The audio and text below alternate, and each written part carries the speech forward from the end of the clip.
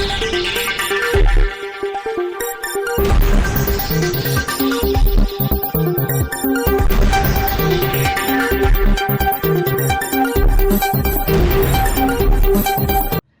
દર્શક મિત્રો, આપ જોઈ રહ્યા છો શિરોડ સમાચાર। અંજારમાં શ્રી રામ ઘનશ્યામ જન્મોત્સવ ટ્રસ્ટ અંજાર દ્વારા તારીખ 6 એપ્રિલના રોજ રામ જન્મ ઉત્સવ નિમિત્તે પ્રેસ કોન્ફરન્સ યોજવામાં આવી। ગુજરાત રાજ્યની બીજા નંબરની રથયાત્રા અને આ વર્ષે યોજાનારી 41મી રથયાત્રાને ભવ્યથી ભવ્ય બનાવવાની તૈયારીઓ જોરશોરથી ચાલી રહેલ છે। છેલ્લા 3 દિવસથી તળમાં તૈયારી કરવામાં આવી રહી છે। રથયાત્રાના આયોજન માટે અંજાર શહેરના 10 ભાગ પાડવામાં આવ્યા છે અને આ 10 ભાગમાં ટ્રસ્ટના કાર્યકર દ્વારા ઘરે ઘરે સ્ટીકર અને માહિતી પુસ્તિકાનું વિતરણ કરવામાં આવેલ છે અને સાથોસાથ સહયોગ રાશિ સમાજ દ્વારા ઉત્સાહીથી સાથ અને સહકાર આપવામાં આવે છે। આ તૈયારીના ભાગરૂપે 19,000 પરિવારોને મળીને રથયાત્રામાં જોડાવાનું આમંત્રણ આપવામાં આવ્યું છે। ખૂબ હર્ષથી લોકો આમંત્રણનો સ્વીકાર કરીને રથયાત્રા જોડાવાનો ઉત્સાહ વ્યક્ત કરી રહ્યા છે।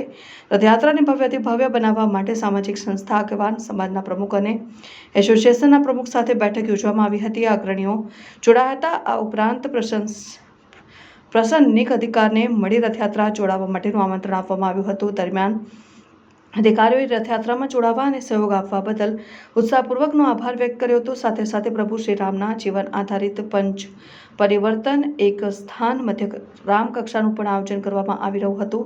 રિપોર્ટર ભરત ઠાકોર, શિરોડ સમાચાર ન્યૂઝ, કચ્છ।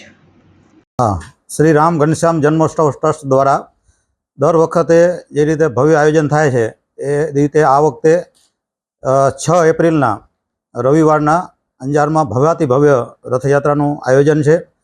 એમાં ખાસ કરીને એની પૂર્વ તૈયારી અત્યારે જે શણગાર ઝંડીઓ વાવટા એ બજારોને રોશનીથી આખું ઝગમગાટ આખું શણગારવામાં આવ્યું છે અને લગભગ 73 જેટલા ઝાંખીઓ એ સ્થાયી રીતે અને એ યાત્રાના સાથે ચાલનારી છે અને 40 જેવા સેવા કેમ્પો પણ સમાજના સહયોગથી થવાના છે।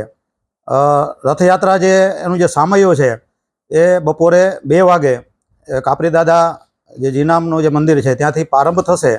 ગંગા નાકા થઈ અને રઘુનાથ મંદિરે એ 3:30 આગમન થાય એટલે બાકીનો જે રથયાત્રા જે મુખ્ય રથયાત્રા છે એ 3:30 બાકીના રથો ત્યાંથી જોડાવાનું પ્રારંભ થાય છે અને જે મુખ્ય રથ છે એ બરાબર 4 વાગે રઘુનાથ મંદિરે સંતો મહંતોના પૂજન દ્વારા પ્રારંભ થાય છે।